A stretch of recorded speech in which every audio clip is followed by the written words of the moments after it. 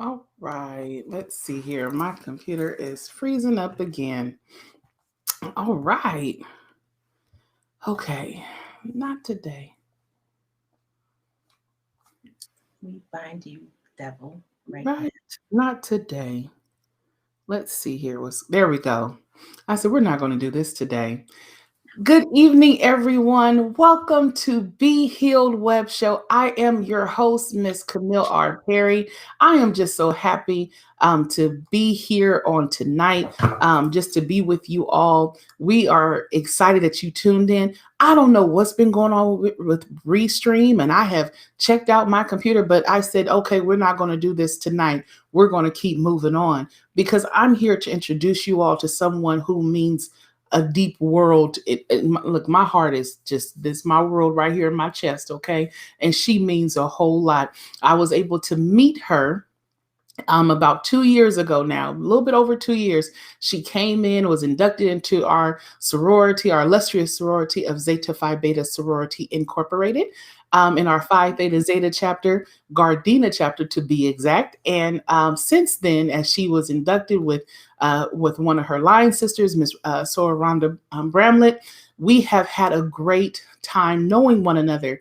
And this amazing woman goes by the name of Lieutenant Colonel. Put some respect on her name. Okay, this is Lieutenant Colonel LaShon Williams. And so not only has she been my sorority sister, but she's been a mentor, she's been a friend, she is a wife, she's a mother, she is a soldier, not just for the Lord, all right, but also for the United States Army. She has served God and country. I have her bio and I'm going to post it in there as well. But there's so many pieces that I'll just read out as we have our conversation. But I want you during this Women's Appreciation or Women's History Month, I want you to grab a friend, maybe grab your daughter, your granddaughter, your niece, or your or sister that you might know. Share this, hit the like button, have them tune in because there's greatness getting ready to come out of her mouth when you hear the journey that brings her to this point.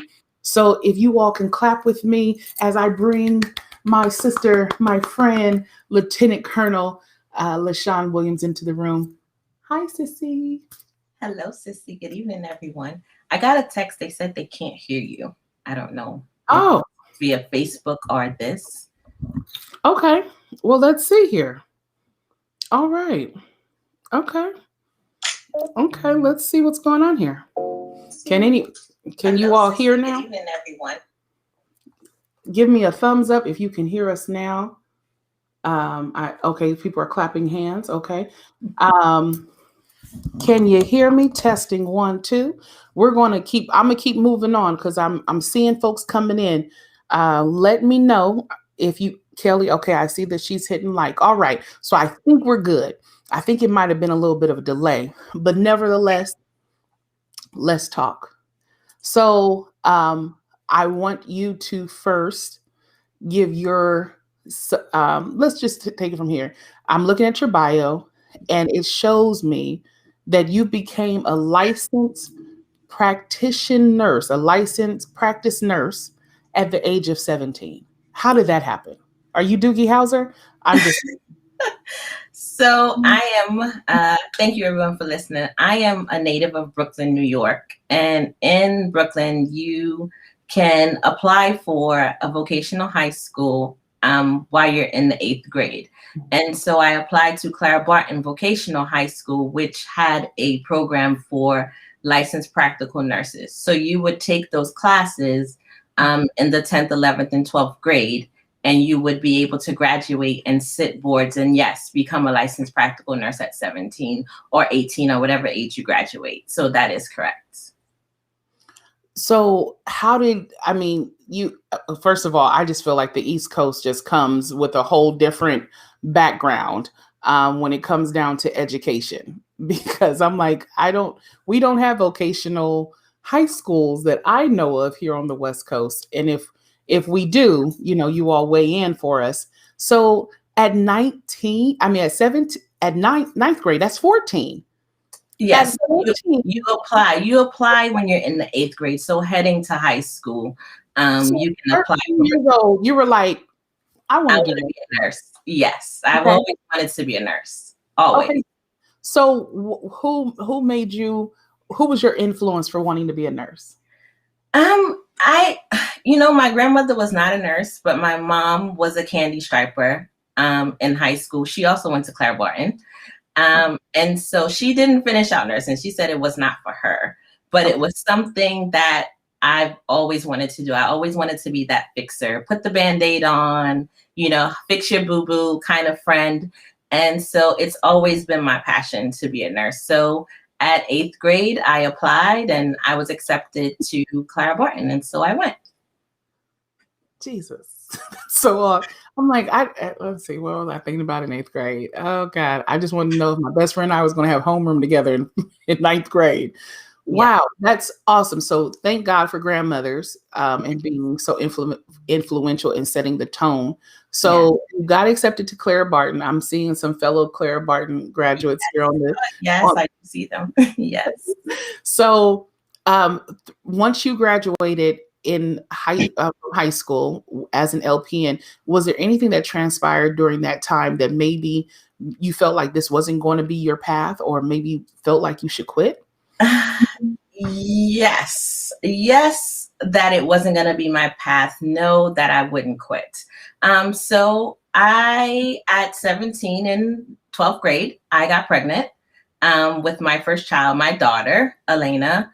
And so, of course, right, 17, pregnant, like, ooh, good girls do bad things, right? However, today I would tell you that God doesn't make mistakes, right? And so getting pregnant, it may have changed the course of things. And it's still also a part of my journey. So in 12th grade, I also applied to go to the Army. And of course, now that I'm pregnant, I couldn't go because here I am pregnant with a belly and can't go to boot camp pregnant. So did I think that my life would change based on what the plans that I had, right? So the plans that I had were not the plans that the Lord had for me. Right. So I had my daughter, finished high school. I did graduate with honors, although pregnant. And so I graduated and my boards were delayed. I did not pass the first time. And so what do they say? Failure is your first attempt at learning. So it crushed me because I didn't pass. And then that meant that I couldn't get my license at the time. So I continued to study and raise I think she was going to be 1. And so I took boards again, and here we are. I became a licensed practical nurse. And so, yes, still 17, I was able to accomplish that goal, not my goal to join the Army, but be able to graduate high school on time, finish the nursing program, and, pass my boards. So that was kind of a delay that I felt on my part, but it was not the plan that the Lord had for me. I may have failed that boards the first time. I may have gotten pregnant as a teenager in high school, but there were still some successes in that story. Absolutely. Absolutely. Love that. Love that. Okay. So now Elena's here. Yes, Elena's here 28 years later. Right. Mommy's a nurse, right? Yes. He's passed the boards. Yes. Tell me, what was the age when you actually did join the Army, and what was that journey? Because like I introduced you, and I was proud to be the one to acknowledge you as Lieutenant Colonel. Okay, so let's talk about that journey. So that journey became about after, high school and passing boards, I went on to RN school. I went to Downstate University and, and also Helene Full College. So a 1-year RN program and then a bachelor's program. I talked to a recruiter number 1, ended up being deployed. So yet again, delayed, right? But I was already a full RN. I was almost done my bachelor's and I was working in an intensive care. Recruiter number 2 comes along and he also gets transferred in the midst of my contract. So, however, I meet recruiter number 3 and he says, hey, he hadn't told me, he told me things that recruiter 1 and 2 didn't tell me was, hey, if you join as an ICU nurse with this many hours, not only will you come in as an officer, but you'll also get a bonus, right, for student loans. I didn't have any student loans at that time. However, I'm like, well, that sounds like good money on the table. And I was going to get a bonus too. So, a New Yorker, it's all about making deals, right? So I'm like, well, what do I have to do? He said, well, wait your time out and get your ICU hours. We'll get your head nurse to sign off and we can recruit you at that time. So yet again, although delayed, this was even better. Now I'm going to come in with what we call an identifier. I'm not just going to be a regular nurse. I'm going to be an intensive care nurse, which would make a difference, because you'd get a bonus, you'd get college tuition paid for, or, any student loans paid for, which I didn't have at the time. So I can save that for further education. So we waited, and then 9/11 happened. And so I said, you know what? Now is the time, right? Because there's that thought always for people joining the Army, well, I don't want to go to war, right? Well, heck, war is happening right here in New York. Oh, yes. Twin Towers are being blown up, right? Right here where I'm living. So what do I have to be afraid? There's some people who are here on this show right now watching that was with me. We were in the hospital and they were knocking on my patient's room door, like, turn on your TV. And so at that moment, September 9/11 happened. I joined the Army December 9 of 2001. So yeah, so when 9/11 happened, I said, this is it. I need to go. I want to help be a part of helping our nation. And so that's when I decided to join the Army officially and was able to be accepted as an ICU nurse. That's huge. And I kind of want to put a pause for a second and kind of, because that was a monumental moment. Yes. That our nation experienced, that the world got a chance to see. Yeah. Because for my generation, especially, we hadn't seen war on domestic soil in that way. We hadn't seen an invasion or a crisis in that way. I mean, I think the last was Timothy McVeigh with the Oklahoma City bombing. But we hadn't seen an act of terror. Yes. From a foreign entity. And so being from New York, being, I believe, family, being in the military as well in your on your side. Yes. What was that conversation outside of just knowing to enlist? What was that like? So I will tell you, my family did not want it. They did not want it for me at all. My grandmother was like, absolutely not. This is grandma on mommy's side. She's like a 4-footer. I'm like, no, you will not. Your husband doesn't want you to do this. You should not. And I'm like, well, it's always been on the table. Like, and I'm one of those stubborn people. Like, I know that he doesn't want it, but he knew that I wanted this before he married me. So I'm going. Right. And then my grandparents on my father's side, because my dad was military and he is deceased, and they were like, absolutely not. You're a female. You belong with your children at home, raising your kids, right? Because this is the upbringing, right? The lady stays home with the children. And I'm like, no, this lady wants to join the Army and she's going to do it. So my mom, she didn't talk to me. She was upset because nobody believed that me, LaShon, would ever like leave home, first of all, much less leave Brooklyn, New York, and join the Army. So it was kind of a shocker for them that it was happening, and they really didn't believe it until like the U-Haul was there and packed up, and I'm like, okay, I'm leaving. And so yes, so while they were upset and didn't want it for me, I think they've come to grips with it, like, okay. And initially, I will say that it was only going to be 8 years. I only was going to do 8 years and say, okay, the deal I made, right? ICU contract, you give me this money, I give you 8 years, and we're good. Well, it didn't happen like that because I'm 19 years and 3 months later, I'm still here. So yes. So from a family perspective, especially being the first girl, the first grandchild, the first daughter, it was like, no, absolutely not. There's no military female women in my family that I know of. And so they wanted me to be home and raise my children. And I was like, they can be raised, but it's going to be kind of in the military life.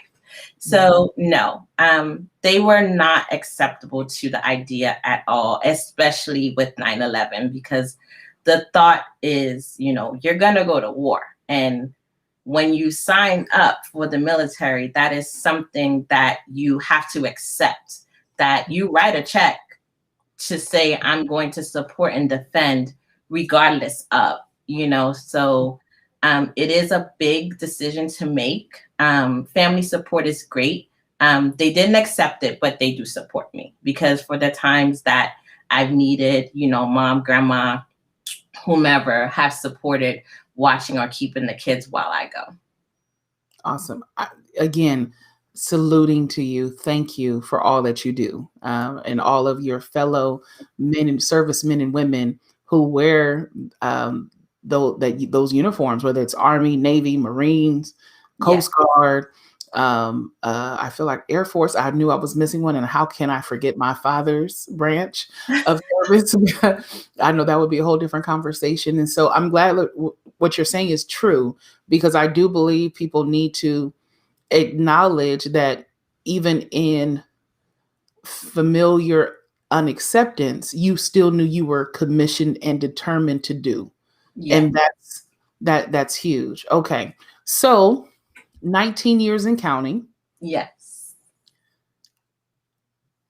Beautiful Black woman, mother, wife, and a soldier in the United States Army. And you came in as a critical care, intensive care nurse. Yes. You were planning to do your 8 years. What was your rank and title when you first came in? And then what was that growth track like? How did Lieutenant Colonel, how does that happen? It happens by God, first of all, because promotion comes from him always. Always.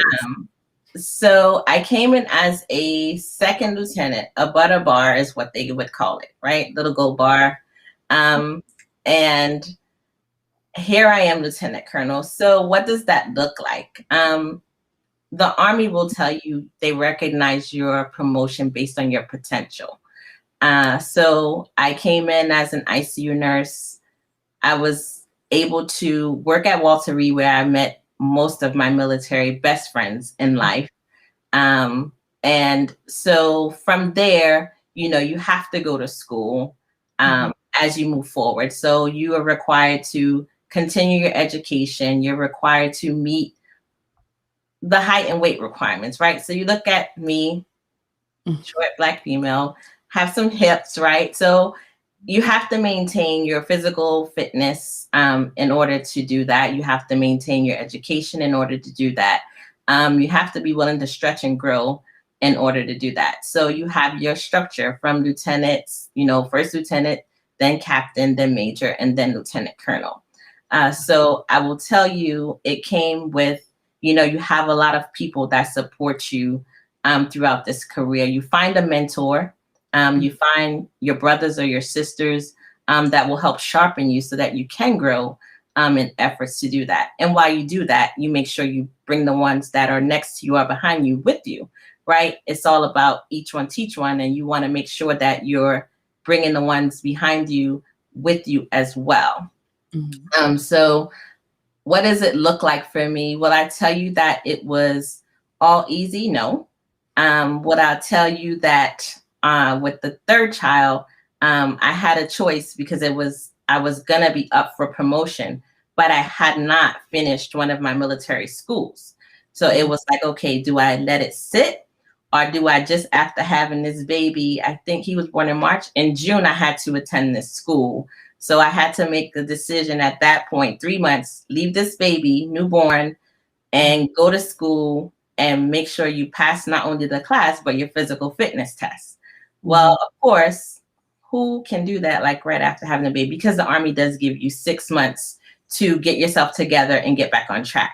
But I didn't want to wait, because I didn't want to be passed over for my promotion, right? So this is my flesh talking, right? Because God could have taken care of that, right? But my flesh was like, no, I need to get to this school and get there. Well, it was one of my best physical fitness tests that I've ever taken in my entire 19 years, right? Wow. So get there, they're like, nope, we don't even have to do your height and weight. Like, your weight is good. I'm like, what? I'm like, okay, Jesus, you did that, right? Because I just had this baby, and I know there's some pounds still on me, but they were like, nope, scale look good. You didn't even need to be weighed or, taped. So I'm like, okay, block check, get out there. I will never tell you that I love running. I don't know if Wendy's listening, but she's always going to tell me do more sit-ups and push-ups than I need to.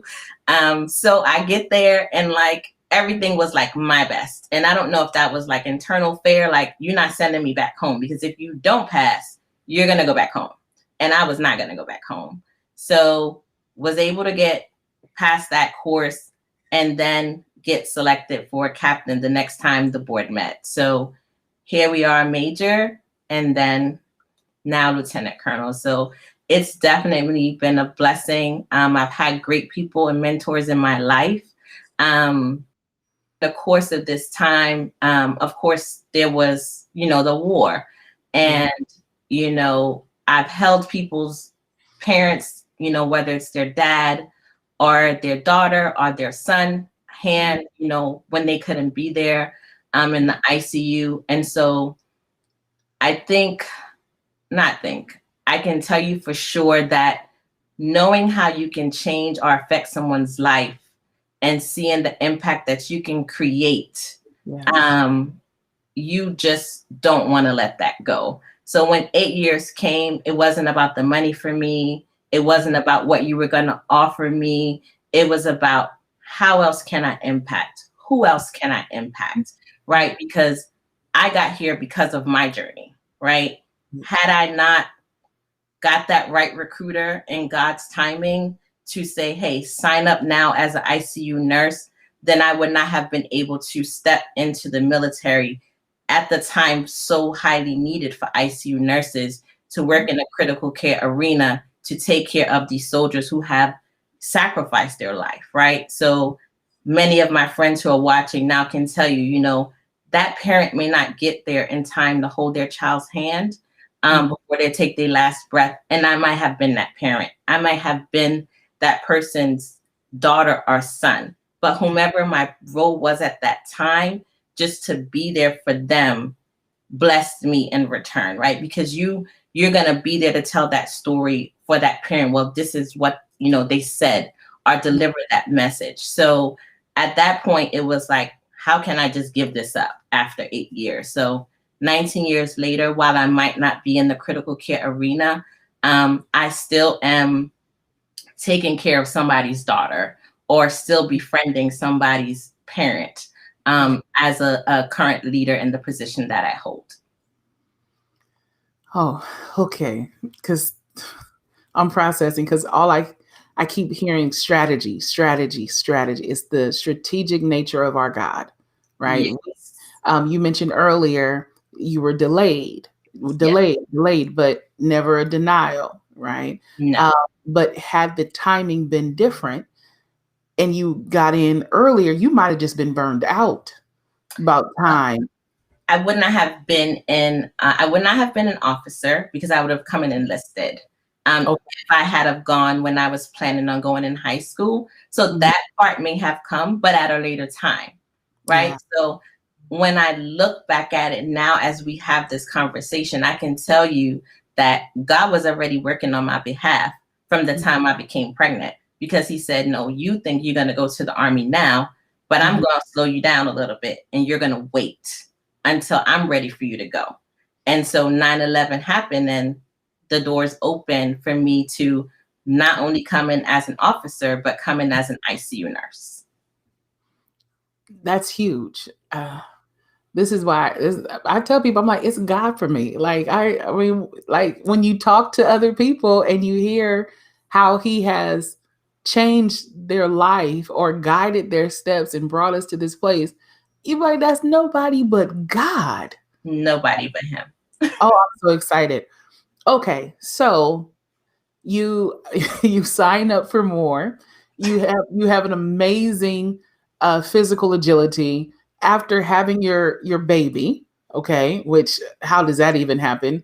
Oh, If look, if an alarm goes off right now, I'm like, well, I'm walking out safely. Okay, I don't want to fall down these stairs. But here you are, you're in go mode.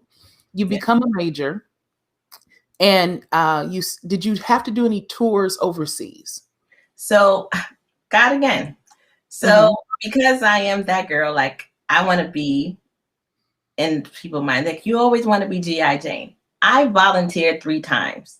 I was What? like, let me go, send me. Yeah. And they were like, no, we need you here at Walter Reed. You're not going anywhere. So no, I did not go overseas. However, um, I would be remiss if I don't tell you about my husband who has served 23 years and Oh, my son who is Air Force. He has went overseas. So okay. my husband and my son have both went overseas, and no, I have served on stateside. Okay. Well, if they went overseas, you were overseas too, because those are your heartbeats. So Absolutely, I'm absolutely. so definitely okay. So, um, and I believe your husband's retired now. He is retired. Okay, so I'm sure he's like, I am enjoying this part of life. Like I've served, I've protected. Yes. Yes, Um, now we're in pandemic. We're in a pandemic, yes, and you're yet serving, and you're in leadership. yes, Can you kind of share how this experience, because again, 9/11 is what brought you in. yeah. What has the pandemic done on your viewpoint in this particular season that we're dealing with as you're yet serving and rendering service to others?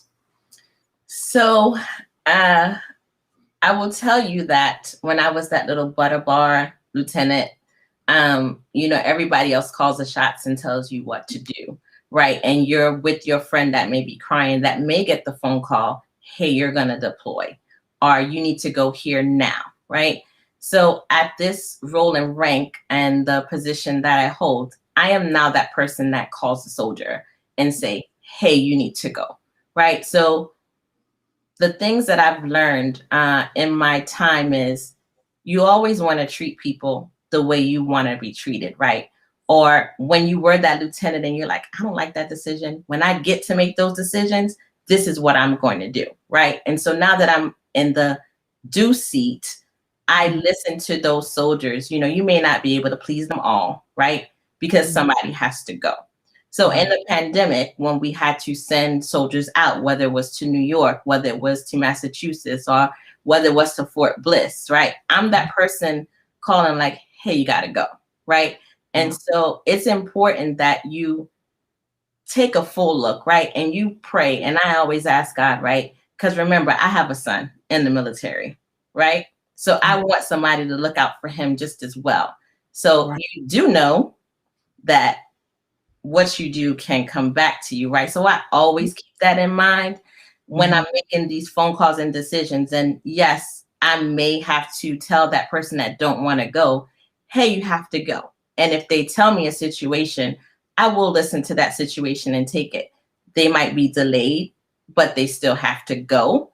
But I do try to sit down and listen to the soldiers and not just, hold that finger because I have the rank, because some people will hide behind their rank. I believe in making an impact, doing what you can, having those hard conversations, right? Because when we think about the pandemic, we think about the things that happened before the pandemic, all the other worldly events, right? When we felt uncomfortable, right? So as my commander, who is of Asian descent, we work very well together. And I said, hey, sir, we got to have a conversation, because if Lieutenant Colonel, is uncomfortable, I know that my privates are uncomfortable. That may look like me, right? So we had to have that hard conversation. So in leadership, from the way I've been brought up, I've had great mentors where you have to have that hard conversation, and you have to sometimes make those hard decisions. But not only do I just give the soldier my decision, I will sit down and allow them to vent, right? Because you don't want to be that leader where you just give instructions and don't listen, right? Because you can learn from the private, you can learn from the sergeant.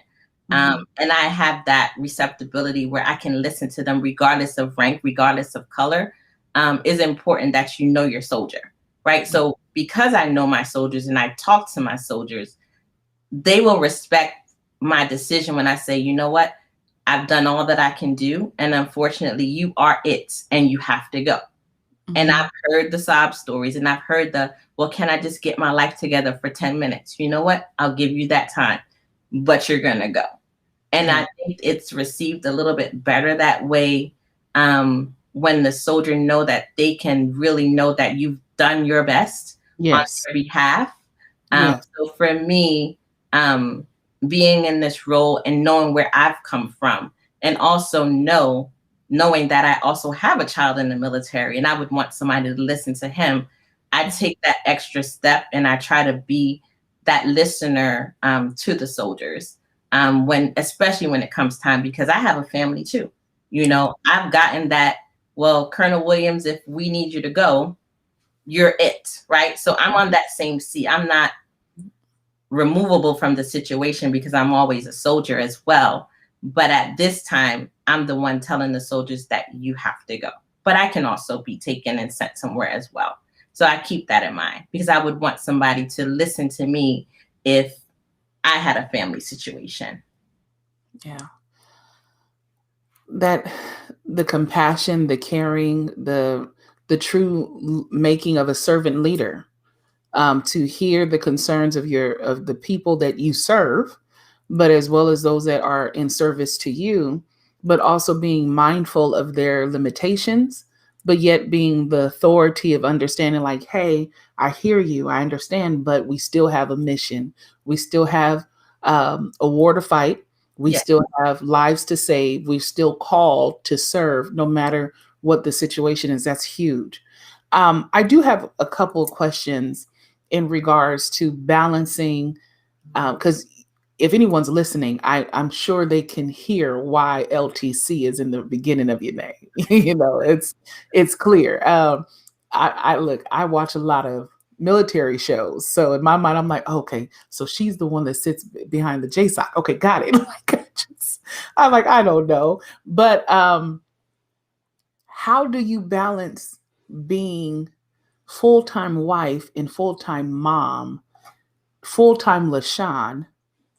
How do you, I hear how you say you keep it in your mind, but do you ever find yourself being lieutenant colonel at home or maybe more mom at work at times? Have you ever gotten the hats? If my kids are on here, I think one or two of them might be. Yeah.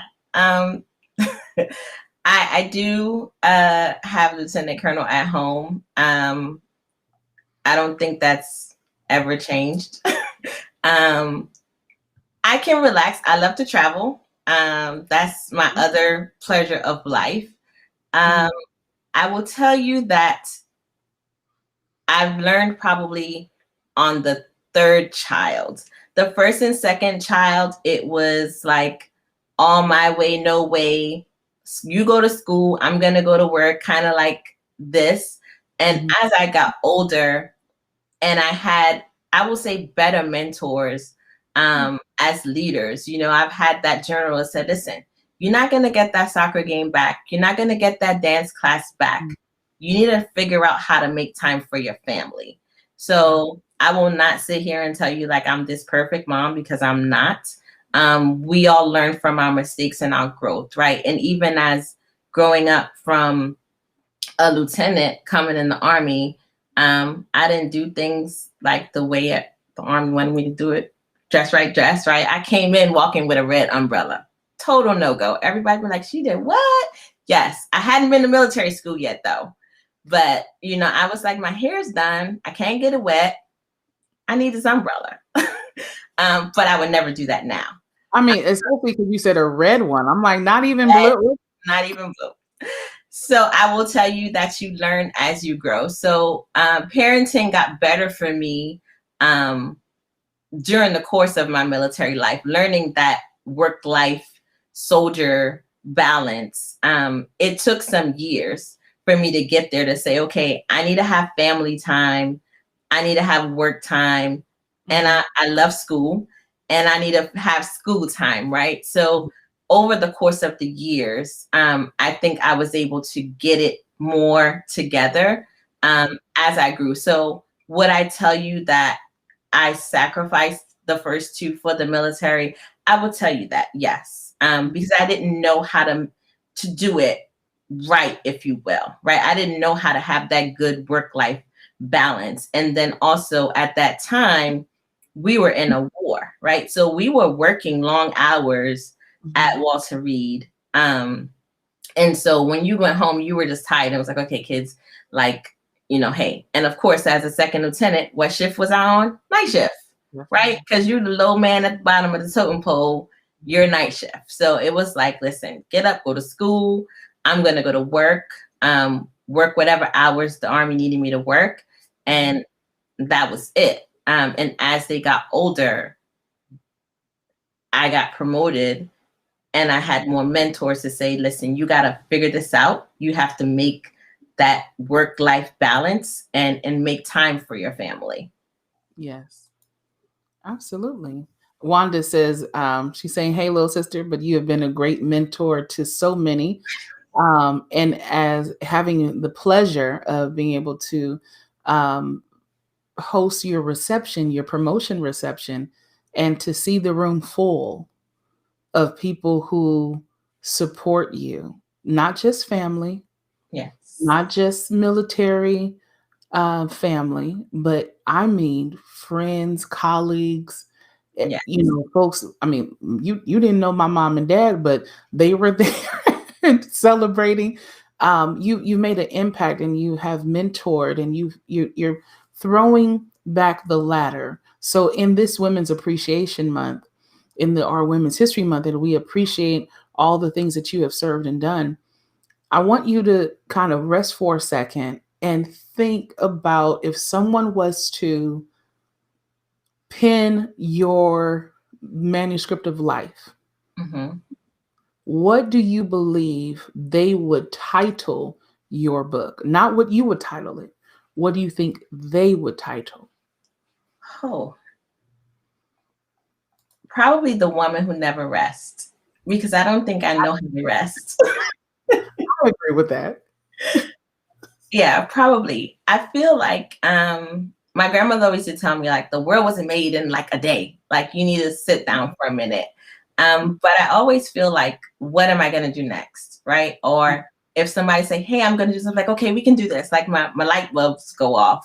I feel like I'm a people person, and I love seeing people happy. Yes. And in this journey, I've had to learn to say no, which I didn't say before. But I also like to see, like, how can I help somebody, or how can I make somebody else happy? Because you never know what people are going through. And so I can definitely tell you that for me, my joy is seeing other people happy. Yes. So probably if I could pick, it would be The Woman That Never Rests. Because sometimes my husband, who has also taught me, like, he's like, you need to sit down. Like, you need to have a moment. And it's hard for me, but it's just like my joy. It's like, I'm just a busybody. That's just who I am. Absolutely. I mean, I agree with The Woman Who Never Rests. I would probably have like a battery in the background with, your military seal, kind of like as that imagery, because you do continue to go. And so you mentioned you love to travel.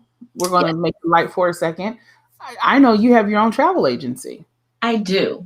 And so let's talk about it. So when I was a captain, I'll refer back a little bit. I have to take you back to tell you how I got here, right? It's always about that transition. So I enjoy cooking, and I love throwing parties, right? And so with that, I had a commander, Captain Flowers, will never forget him.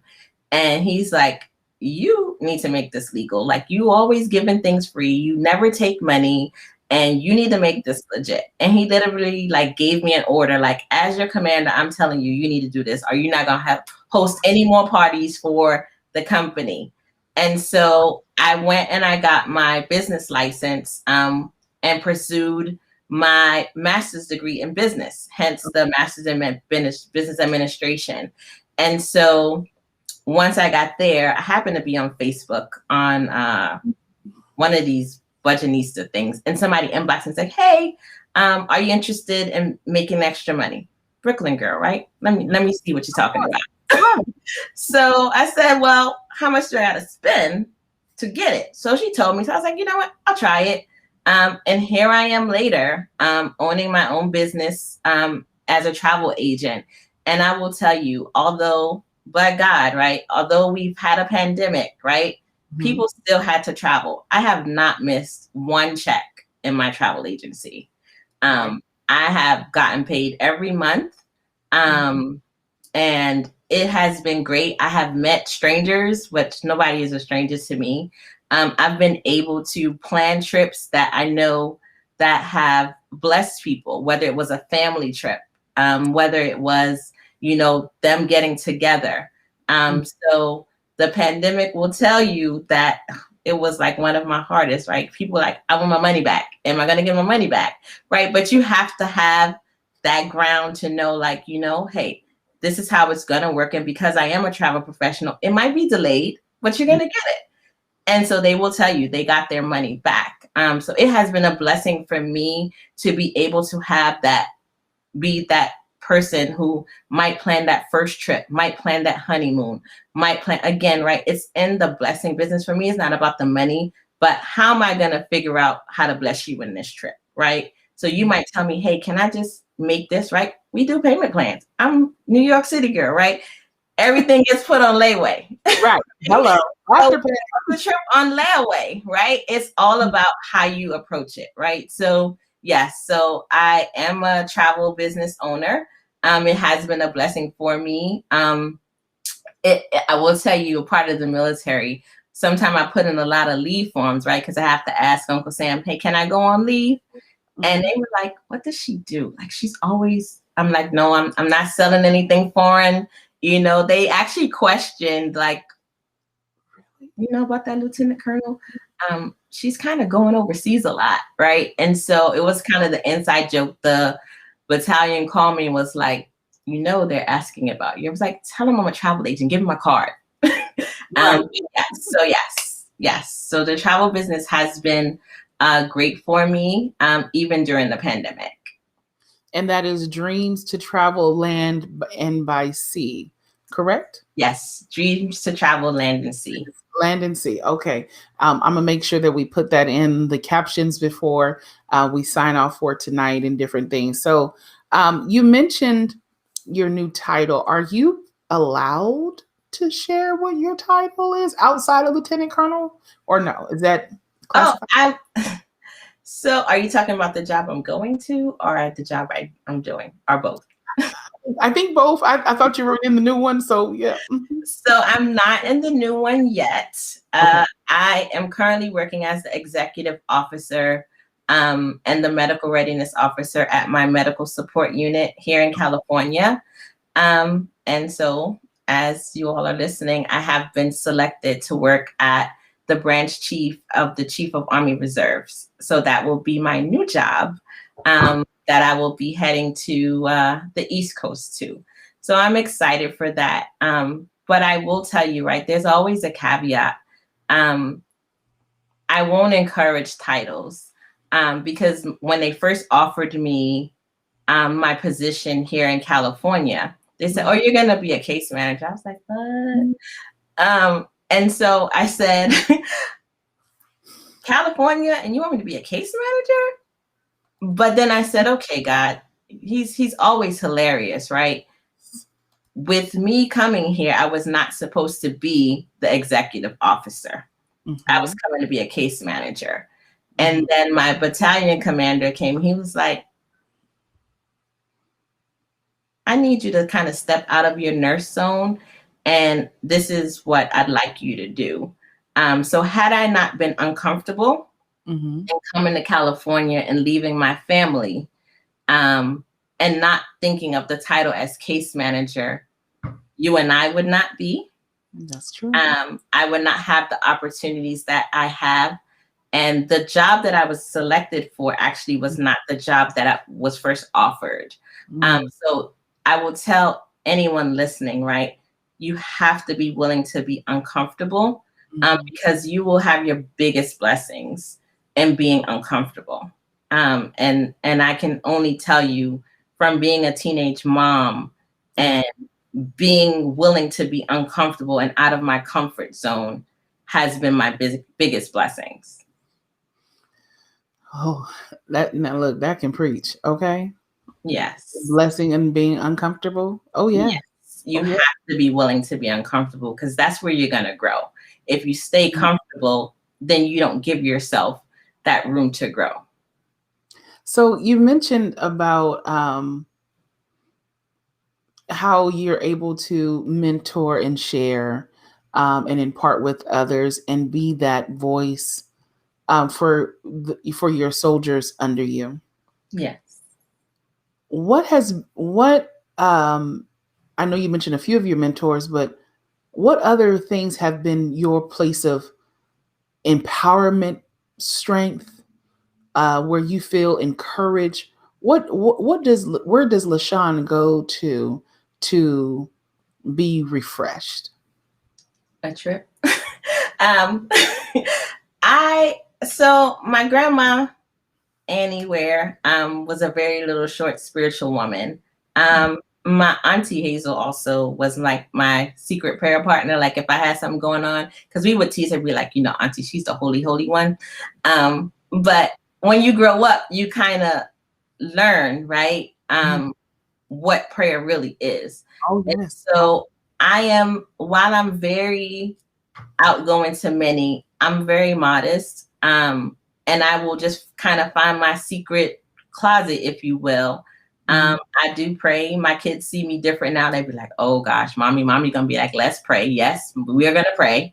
And so my strength comes from praying. I have a lot of praying sisters and friends that I can talk to and just bounce things off of, so there's that. I love to party, like not party, hang out in the club party, but party, celebrate, celebrate on people.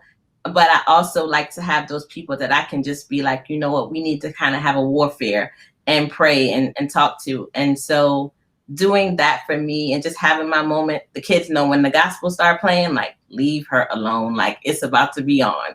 So I think that's a signal for everybody when they start hearing that music, like I'll just go into that moment where that's where I find my peace. Before, like the Brooklyn girl, I had a really, you know, sharp knife tongue, right? But you learn better, you do better.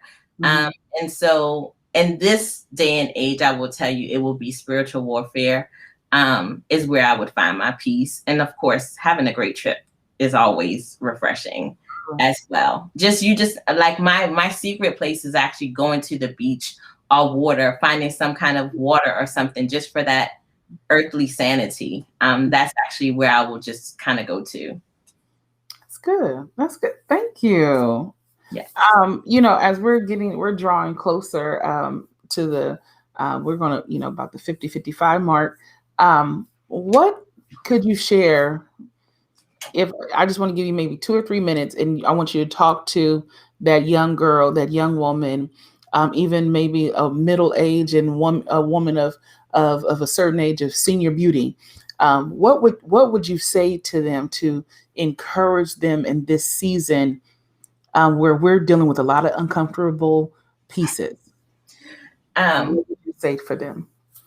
for anyone listening, regardless of your age or color, I will tell you that no means it's a new opportunity. Mhm. I would tell you that yes, you can. My story is not a perfect story, but here I am today. Would I tell you that I even thought I was going to make lieutenant colonel? No, I didn't. Would I tell you that I would have met so many young people and be able to impact or help them make a change in their life? I wouldn't. I would tell you whatever your dreams are, delayed doesn't mean denied, and pursue them. And I would tell them that everybody else's story is not your story. So because it may have not worked for someone else, doesn't mean that it's not going to work for you. Because one of my favorite scriptures is, you know, Jeremiah 29:11. for God knows the plans that he has for you. It is to prosper, right? And whatever it is, weapons, I would tell you, may form, right? But they will not prosper, right? They will form, but they will not prosper. So whatever your dreams are, whatever your aspirations are, it doesn't matter if you're 50, you still can, right? Wherever you may feel that is uncomfortable for you, you need to step into that discomfort and you will shine, you will rise, and you will be blessed. Most times people feel like, oh, I'm stuck there. Sometimes he left you there to bless you there. Yes. So you need to figure out why you're still there, and you will get out. That's all right with me. Okay. Yes. As you encourage those that were listening, and I purposely had you speak to the women folk for a moment. And what you said applies to men, but I know we got some servicemen on the line watching, or some men who are feeling like they might be in the valley decision, some men who are dealing with some strong. Can you talk to them, the men, as you would your soldiers? What would you want to tell these soldiers on tonight? These men that might be feeling a little, what's happening next? What would you say to your servicemen? For the men, and because I do have a son, I will tell them also, yes, you can. I will tell them also that, yes, there are going to be those difficult conversations. There's going to be people and leaders that will tell you you're not good enough, right? Yeah. God will close doors that no man can open. And God will open doors that no man can close. Because I will tell you, here I am. And I was told from the day I joined the Army, you're not going to last one day. Here I am 19 years later. Yeah. So men, women, whatever you are, whoever you are, whatever color you are, there's a plan for you. And it's up to you to take the first step. Don't believe the naysayers, because sometimes they just don't have the courage. So you be the leader, you be that courage. There are so many firsts that are still to be had. Go out there and be that first. Yes. And if you fail, it is your first attempt at learning. Try again. You'll do better. And when you get there, don't forget to come back and get somebody. Come on. That is the most important thing.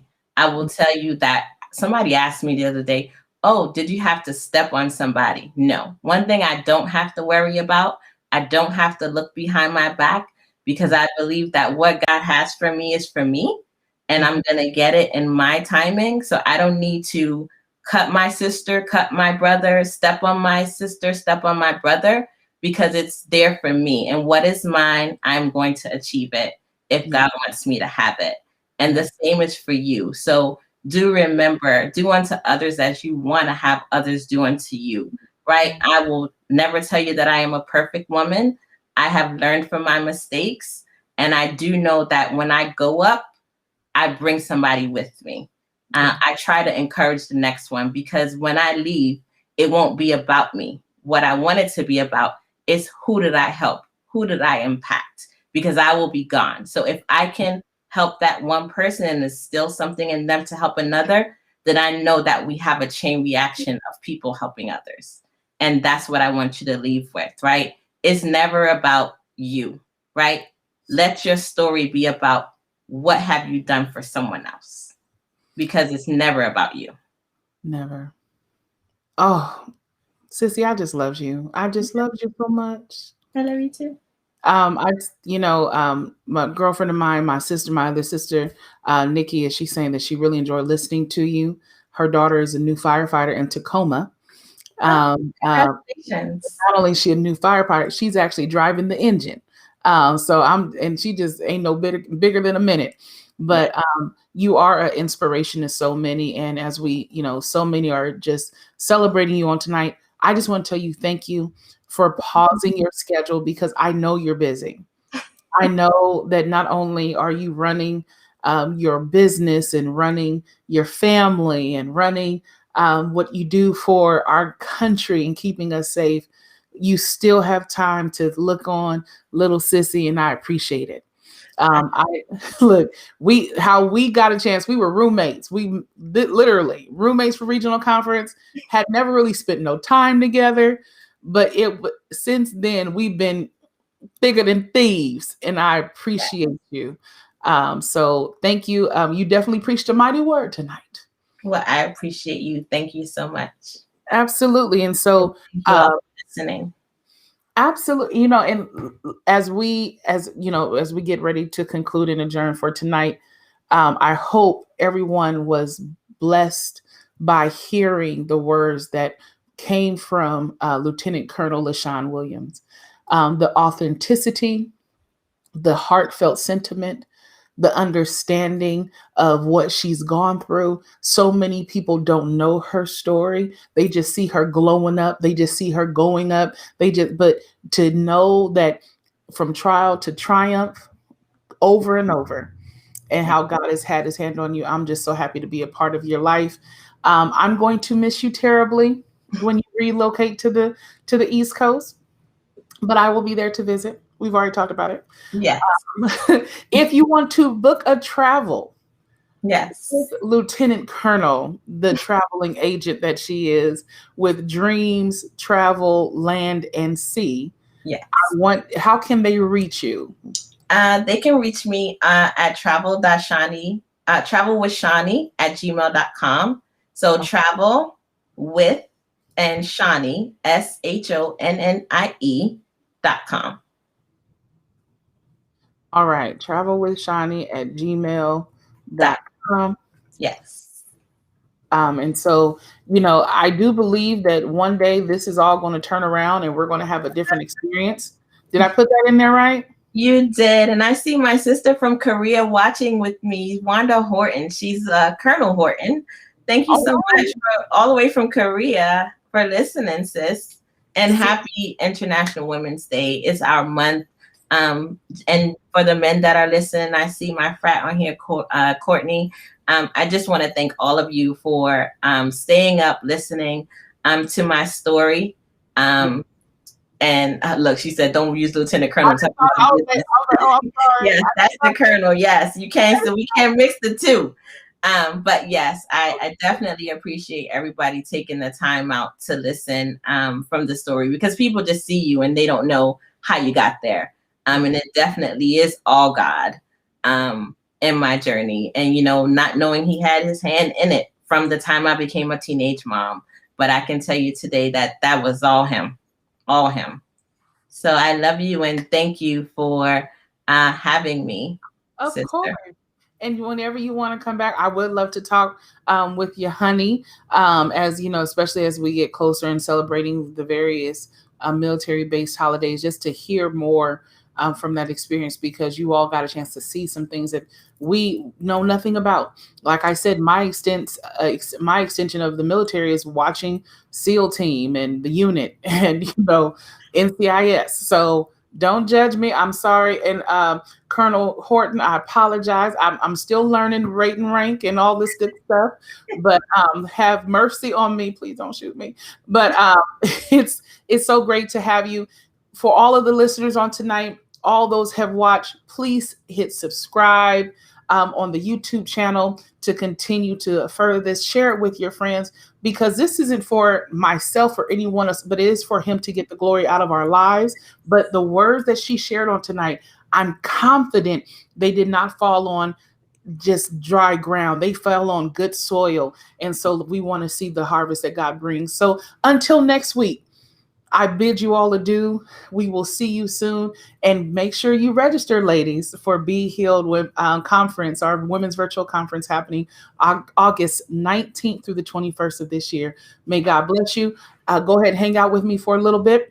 Yeah. I'm going to dismiss everybody else. Let's see you all next week. Bye.